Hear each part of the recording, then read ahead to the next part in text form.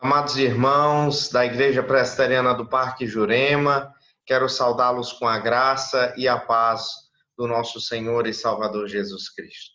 Amém.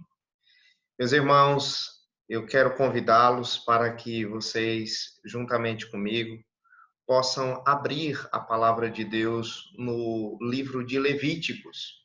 Hoje nós meditaremos na palavra de Deus no capítulo de número 24. Faremos a leitura do versículo 1 até o versículo de número 9. Levíticos 24, versículo 1 ao versículo 9. Que assim diz: Disse o Senhor a Moisés: Ordena aos filhos de Israel que te tragam azeite puro de oliveira batido para o candelabro, para que haja lâmpada acesa continuamente. Na tenda da congregação, fora do véu, que está diante do testemunho, Arão a conservará em ordem, desde a tarde até pela manhã, de contínuo perante o Senhor. Estatuto perpétuo será este pelas suas gerações. Sobre o candeeiro de ouro puro conservará em ordem as lâmpadas perante o Senhor continuamente. Também tomarás da flor de farinha, e dela cozirás 12 pães, cada um dos quais será 2 dízimas de uma efa. E os porás em 2 fileiras, 6 em cada fileira, sobre a mesa de ouro puro perante o Senhor. Sobre cada fileira porás incenso puro, que será para o pão como porção memorial. É oferta queimada ao Senhor. Então, em cada sábado, Arão os porá em ordem perante o Senhor, continuamente, da parte dos filhos de Israel, por aliança perpétua. E serão de Arão e de seus filhos, os quais os comerão no lugar santo, porque são coisa santíssima para eles, das ofertas queimadas ao Senhor, como estatuto perpétuo. Amém e amém. Meus irmãos, vamos orar ao Senhor nosso Deus? Vamos pedir a Deus graça para compreendermos esse texto que acabamos de ler. Senhor nosso Deus, nosso Pai, nós queremos, Senhor, falar a respeito da nossa dependência de Ti, pois somente através do Senhor nós poderemos, ó Deus, entender a Tua palavra. Dá-nos, ó Deus, do Teu Santo Espírito, para que, ó Deus, possamos ter os olhos desvendados e compreendermos esse texto que foi escrito há tantos anos atrás, há milênios de anos atrás, mas que está na Tua palavra e que é para a nossa edificação. Ajuda-nos, ó Deus, sobretudo, a ver Cristo aqui e glorificarmos a Cristo. Eu te peço assim, ó Deus, por mim que irei expor o texto e pelos meus irmãos que irão ouvir essa pregação, que eles, ó Deus, possam ser edificados pelo Senhor, assim como este pregador também foi. É assim que eu te oro e te agradeço, no nome de Jesus. Amém e amém. Meus irmãos, em nossos cultos, que por sinal estamos tão saudosos, estamos com tanto desejo de retornar e cultuar ao Senhor, em nossos cultos, nós geralmente lemos e geralmente cantamos muito sobre a presença de Deus. Nós fazemos isso devido a convicções muito fortes que temos em nosso coração. Por isso, nós cantamos e lemos com muita certeza de que Deus está entre nós. Por exemplo, eu estou falando isso aqui para vocês e eu estou lembrando que a palavra de Deus, por exemplo, lá no livro de Êxodo, no capítulo 33, Moisés, diante da rebeldia do povo e diante também da possibilidade do povo de não adentrar na terra prometida, ele se voltou para Deus e disse assim: Senhor, se a tua presença não vai comigo, não nos faça subir deste lugar. Porque a presença de Deus, ela é muitíssimo importante.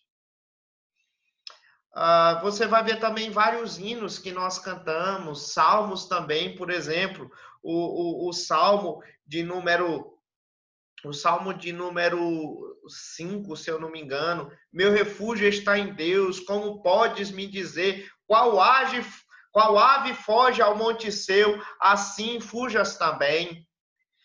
Você também encontra, por exemplo, lá o hino 4 do nosso inário, que diz assim: Deus está no templo, Pai onipresente, a seus pés nos humilhamos. Existe também um cântico congregacional que nós cantamos também, que diz assim: Jesus, em tua presença, reunimos-nos aqui. E, então, nós cantamos e nós lemos a palavra de Deus quando fala a respeito da presença de Deus. E nós fazemos isso, irmãos, porque nós temos uma convicção grande de que Deus está conosco. Mas em termos práticos, irmãos, o que é que isso significa? O que é que significa que nós temos esse Deus todo-poderoso diante de nós e vivendo diante de nós? Esse texto nos ajuda a compreender isso. O livro de Levíticos é um livro que, embora ele seja pouco lido nos dias de hoje, é um livro muito importante. O livro de Levíticos, dentre outras coisas, ele fala a respeito do culto e fala também, por extensão, a respeito do tabernáculo. O livro de Levíticos, ele fala que o tabernáculo era a casa de Deus. Sim, durante o período em que o povo de Israel saiu do Egito e peregrinou pelo deserto, Deus ele fez companhia ao seu povo e habitou juntamente com o seu povo. E da mesma maneira como o povo de Israel morava em tendas, Deus também fez uma tenda para si. Essa tenda era chamada de tabernáculo. E assim como todas as tendas haviam alguns móveis, assim como cada uma residência existem alguns móveis, nessa tenda de Deus, chamada tabernáculo, também haviam alguns utensílios. E o texto que nós lemos inicialmente fala a respeito de dois utensílios que eram encontrados ali na tenda de Deus, no tabernáculo de Deus. Esses dois utensílios era, primeiramente, o candelabro e o segundo utensílio, a mesa dos pães da proposição, tá? E esses dois utensílios, meus irmãos, eles são muito importantes para nós, porque, dentre outras coisas, eles nos falam a respeito da presença de Deus no meio do seu povo e a maneira como essa presença de Deus no meio do seu povo era manifesta. Por isso, eu gostaria de, nessa ocasião, convidar você para perceber comigo, à luz desse texto, como a presença de Deus em nosso meio é a maior bênção que nós temos. É isso que esse texto nos ensina. A maior bênção que nós temos é a presença de Deus. A presença de Deus em nosso meio é a maior bênção que poderíamos ter. E esse texto vai nos falar a respeito de duas razões pelas quais a presença de Deus em nosso meio é a maior bênção que nós temos. Em primeiro lugar, do versículo 1 a 4, nós veremos que a presença de Deus em nosso meio é a maior bênção que nós temos, porque ela é sempre contínua. Ela é contínua para sempre. E em segundo lugar, do versículo 5 ao versículo 9, nós veremos que a presença de Deus em nosso meio é a maior bênção que temos, porque ela é mediada por meio de Cristo Jesus. Então, eu gostaria de pedir para que você voltasse os seus olhos para o versículo 1, aqui de Levíticos 24, onde nós veremos a respeito dessa presença contínua de Deus em nosso meio. Veja só, diz assim o versículo 1. Disse o Senhor a Moisés: ordena aos filhos de Israel que te tragam azeite puro de oliveira, batido para o candelabro, para que haja lâmpada acesa continuamente.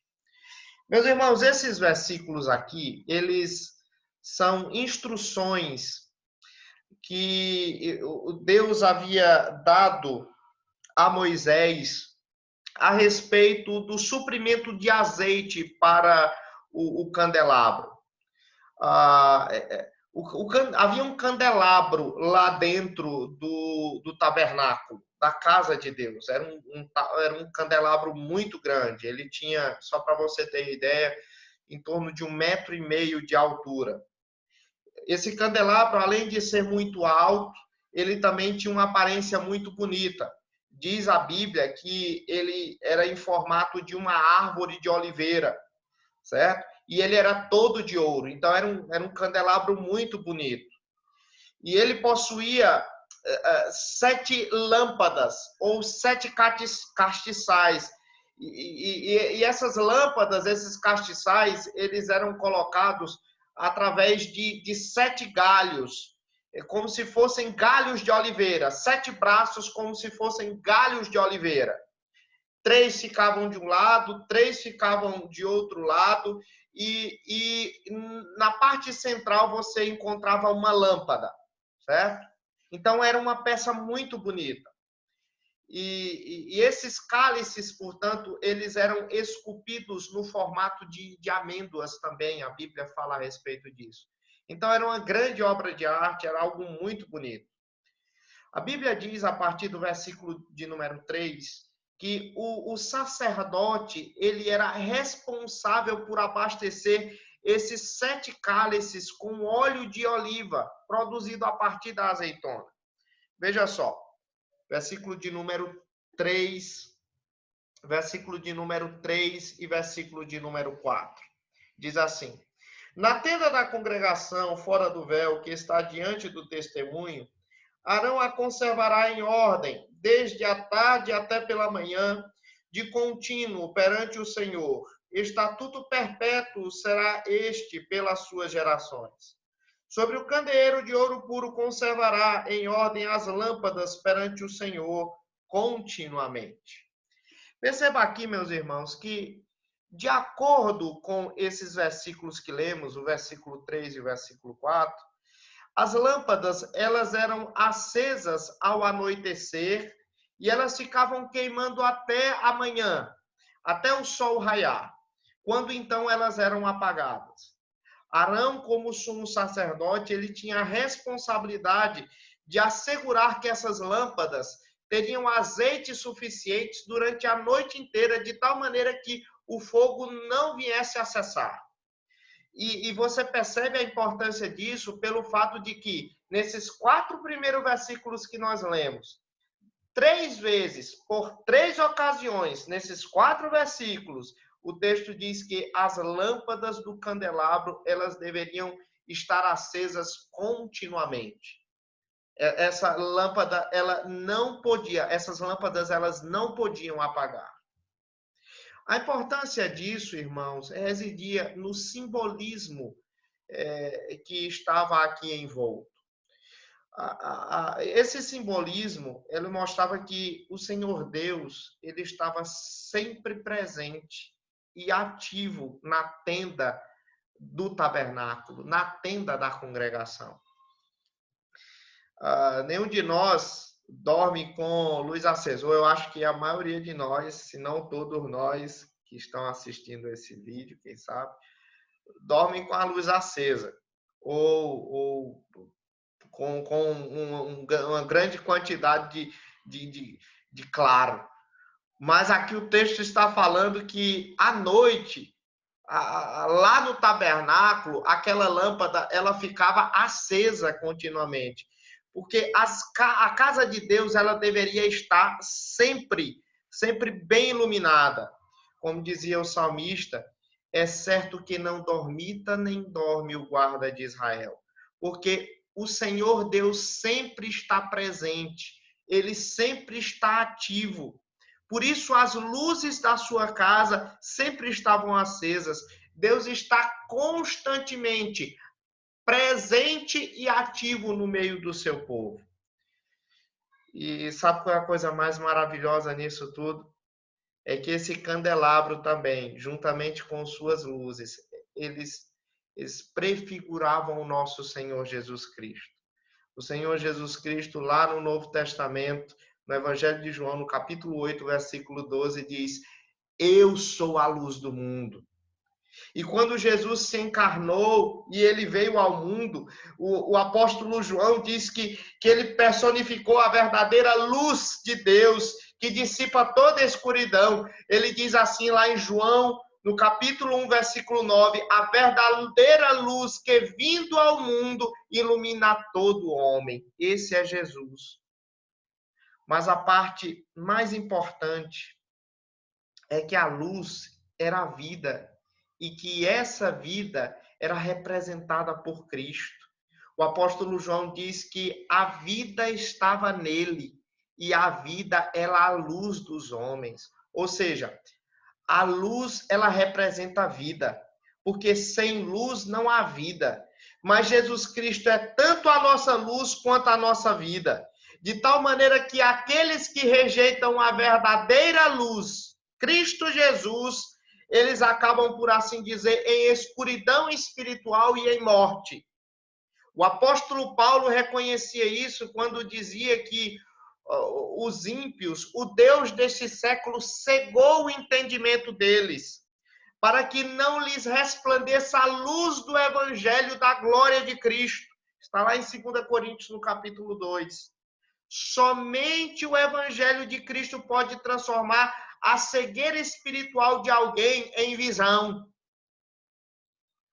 Mais uma vez, entendidos do evangelho, uma vez iluminados pelo evangelho, nós somos continuamente abençoados pela presença de Deus. O Senhor Jesus Cristo disse: eis que estou convosco todos os dias até a consumação do século.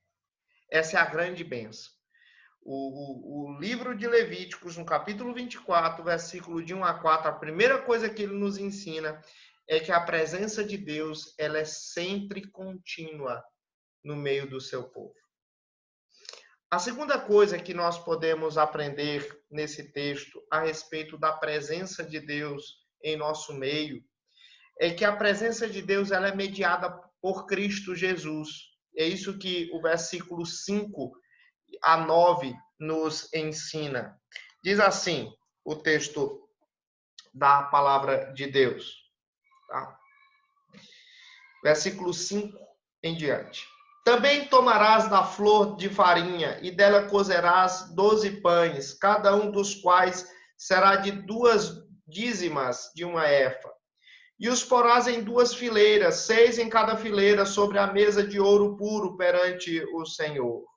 Sobre cada fileira porás incenso puro, que será para o pão, como porção memorial, é oferta queimada ao Senhor. A segunda evidência, irmãos, da presença de Deus em nosso meio se dá por aquilo que o livro de Levíticos fala de mesa dos pães da proposição. A presença de Deus era manifestada no meio do seu povo à medida em que lá no tabernáculo havia uma mesa com pães. De acordo com o texto que nós lemos, esses pães, eles eram pães polvilhados, tá? Eram pães que eram colocados numa mesa toda coberta de ouro. E essa mesa, ela não era uma mesa muito grande, ela media aí cerca de 1 metro de comprimento. E nessa mesa, os sacerdotes, eles colocavam 12 pães. Esses 12 pães simbolizavam as 12 tribos de Israel. Note, então, que dentro da casa de Deus havia um símbolo da presença do povo de Israel. Diz o texto mais que esses pães eles deveriam ser divididos em 2 fileiras, 6 pães de cada lado, totalizando 12 pães. Esse número, meus irmãos, sugere então, portanto, que as 12 tribos de Israel estavam ali representadas. E essa divisão era muito comum no Antigo Testamento.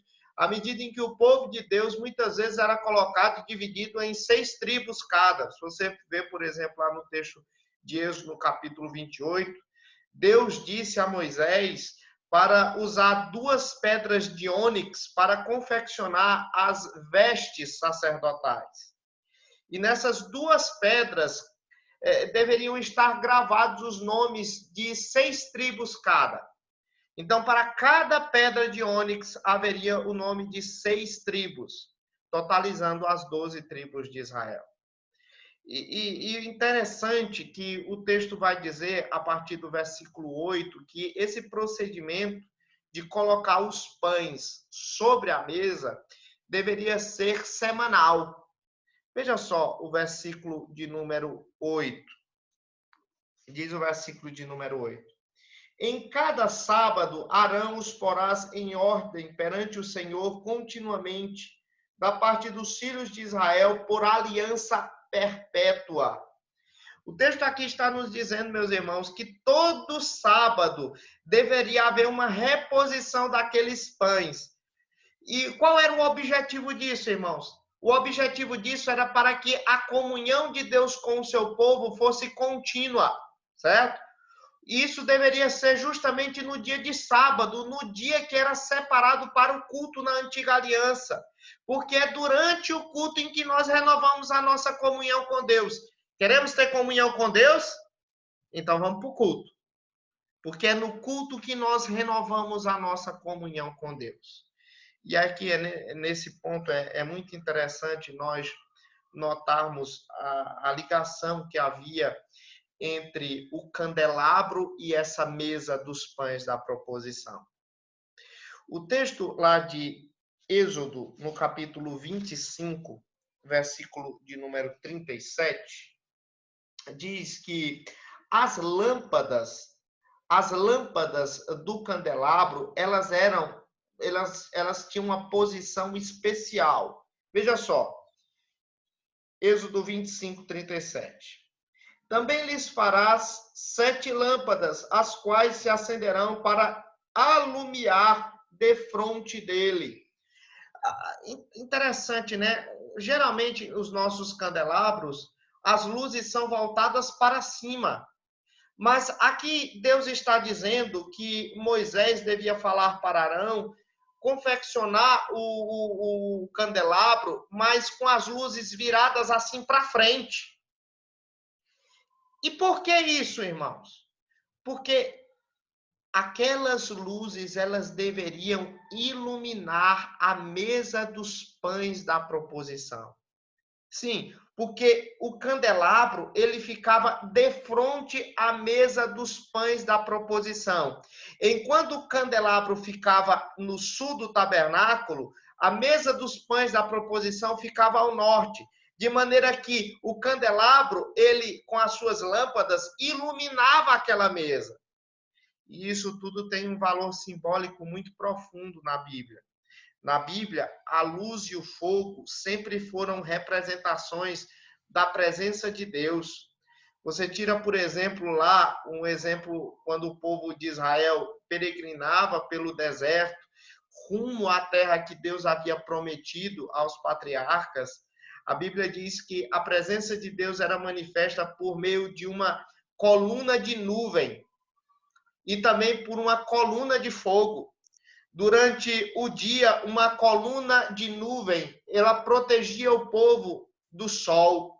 E à noite, uma coluna de fogo protegia o povo do frio intenso no deserto e iluminava também o seu caminho. Então, assim, quando Arão ele recebeu a ordem para direcionar as lâmpadas do candelabro em direção à mesa dos pães da proposição, aquilo tinha um valor simbólico. Deus ele estava demonstrando e representando ali que ele desejava se relacionar e abençoar o seu povo continuamente. E se você tem dúvidas disso, você vai tirar qualquer dúvida disso, lendo o capítulo 25 de Êxodo, versículo 30, quando lá Deus diz: porás sobre a mesa dos pães da proposição diante de mim perpetuamente. Veja só a linguagem. Porá sobre a mesa os pães da proposição diante de mim perpetuamente. E o que é que estava diante da mesa dos pães da proposição? Era justamente o candelabro. Então, o candelabro ali dentro daquele simbolismo lá do tabernáculo, ele representava a bênção de Deus. E o simbolismo dessa luz, ele acabou sendo refletido de várias maneiras, inclusive dentro do culto de Israel, quando, por exemplo, a bênção sacerdotal acabava, de alguma maneira, explicando aquilo que era uma realidade dentro do tabernáculo, quando o candelabro ele iluminava a mesa dos pães da proposição, que era um símbolo das 12 tribos de Israel. Você lembra da bênção sacerdotal? Arão, ele dizia assim: o Senhor te abençoe e te guarde. O Senhor faça resplandecer. Olha só, jogar luz, resplandecer o rosto sobre ti e tenha misericórdia de ti. O Senhor sobre ti levante o rosto e te dê a paz. Então, perceba, assim como a luz do candelabro, ela era refletida sobre a mesa dos pães da proposição, assim também a bênção de Deus estava sobre todo o povo da aliança. Enfim, o que eu estou querendo mostrar aqui para os irmãos é que o fato de que Deus, ele habita em nosso meio e essa habitação dele em nosso meio, ela é uma habitação que traz bênçãos consigo. Do versículo 9 em diante, nós vamos perceber que qual era o fim que aqueles pães tinham. Para que aqueles pães eles estavam ali naquela mesa? Veja só, versículo de número 9 de Levíticos 24. E serão de Arão e de seus filhos, os quais os comerão no lugar santo, porque são coisa santíssima para eles, das ofertas queimadas ao Senhor, como estatuto perpétuo. Irmãos, o texto aqui está dizendo que os sacerdotes, eles preparavam a mesa dos pães da proposição lá no tabernáculo, mas eles também se serviam dessa mesa, eles comiam o pão. Então, esses pães, eles eram colocados ali, dentro da tenda de Deus, como se fosse uma refeição. E o próprio sacerdote ia lá e comia daquela refeição. E como os sacerdotes, eles eram representantes do povo de Deus, nós podemos afirmar que o Senhor estava convidando o seu povo para desfrutar desta refeição dentro de sua casa. Ou seja, aquela cerimônia, ela servia para ressaltar a comunhão entre Deus e o seu povo. Afinal de contas, a gente só chama pessoas que nós amamos para comer em nossas casas. É isso que o texto aqui está enfatizando. O povo de Deus, portanto, ele era convidado à presença de Deus e a uma refeição na casa de Deus por intermédio dos sacerdotes. E o mais maravilhoso é que nós sabemos que a Epístola aos Hebreus fala que nós temos um sumo sacerdote, hoje, Jesus Cristo.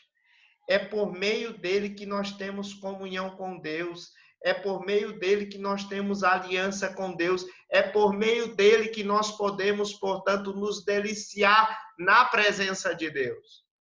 Mas não para por aí. Assim como o candelabro, ele apontava para Cristo, a luz do mundo, os pães da proposição também apontavam para diante, para o tempo em que Deus estaria presente no meio do seu povo de uma maneira não mais simbólica, mas de uma maneira real, através de Cristo Jesus. Quando o Senhor Jesus Cristo ele se encarnou, ele não apenas disse que era a luz do mundo, mas ele também falou que era o pão da vida. Ele disse assim: eu sou o pão vivo que desce do céu. Se alguém dele comer, viverá eternamente. Você percebe que coisa maravilhosa? E aqui nós encontramos, portanto, em Cristo Jesus, uma glória muito maior do que aquela que nós encontramos no tabernáculo. Porque o pão que era servido na mesa do tabernáculo podia estragar. Podia que semanalmente ele devia ser trocado. E mesmo sendo conservado, ele não podia saciar de forma permanente e definitiva a fome dos representantes do povo. Mas Jesus Cristo, sim. Ele é o pão que não estraga. Ele é aquele que não precisa ser substituído. Ele não precisa ser repetido para matar a fome de todo aquele que nele crê. Por isso que ele dizia aos seus discípulos: bem-aventurados vós, os que agora tendes fome, porque sereis fartos. Como? Através dele mesmo, através de Cristo. Esse texto, irmãos, nos ensinou nessa ocasião de que a presença de Deus em nosso meio é a maior bênção que temos. Em primeiro lugar, porque ela é contínua, para sempre. Nós temos várias bênçãos temporais. Deus nos dá essas bênçãos por um tempo e elas são efêmeras, elas não são infinitas, elas não são eternas, porque elas logo passam. Mas a presença de Deus em nosso meio, ela é eterna. Deus estará conosco para todo sempre. Ele é o Deus da nossa aliança. E em segundo lugar, esse texto nos ensinou que a presença de Deus em nosso meio é a maior bênção que nós temos, porque ela é mediada por Cristo Jesus, o nosso sumo sacerdote. Nós só temos comunhão com Deus por causa de Cristo Jesus. Mas que grande bênção, irmãos, que nós temos da presença de Deus em nosso meio. Porque a presença de Deus é a maior necessidade que qualquer pessoa pode ter. Eu sei que Deus, ele está presente em todas as partes. Deus, ele é onipresente. Mas Deus, ele não está em toda parte com a sua presença manifesta e salvadora. É essa a presença que a igreja necessita e também a presença que ela possui. Sim, porque não há nada mais sério para este mundo do que viver sem a presença de Deus. Presença essa que hoje nós temos. Se Deus não estiver conosco, nossas vidas serão vazias, nossos espíritos sem proteção, nossos cultos seriam sem vida, nossas músicas seriam sem unção e nossas mensagens seriam mortas. Mas nós damos graças a Deus que a sua presença se mostrou manifesta entre nós através de Jesus Cristo, porque o Verbo de Deus se fez carne e habitou entre nós, cheio de graça e de verdade, e vimos a sua glória, glória como unigênito do Pai. E foi ele que nos prometeu: eis que estou convosco todos os dias, até a consumação do século. Jesus Cristo está conosco. Ele está entre nós. Adoremo-lo por isso. Curve a sua cabeça, feche os seus olhos. Vamos orar ao Senhor, nosso Deus. Senhor, muito obrigado, porque dentre todas as bênçãos que nós recebemos, saúde, família, ó Deus, trabalho e tantas outras coisas, a maior de todas as bênçãos é a tua presença. O Senhor é a nossa maior bênção. E nós rogamos, ó Deus, em nome de Jesus, que a tua presença nunca nos falte. Ajuda-nos, ó Deus, a estar diante de ti e viver diante de ti para todo sempre. De tal maneira que nós nunca venhamos a nos desviar do Senhor. Obrigado porque Cristo Jesus é a nossa luz e é o nosso pão. É a luz deste mundo e o pão da vida. E obrigado porque Ele é tudo o que nós precisamos para viver diante do Senhor. Obrigado por ele. Nós te rogamos que o Senhor nos faça cada vez mais amá-lo e servi-lo para o louvor da tua glória. É assim que nós te oramos, em nome de Jesus. Amém e amém. Meus amados irmãos, Deus abençoe a cada um de vocês, que o Senhor possa estar convosco, como de fato em Cristo Jesus tem nos prometido, e que vocês possam ser em todo o tempo abençoados e sustentados por Ele na fé, a verdadeira fé bíblica que está em Sua palavra. Deus os abençoe profundamente.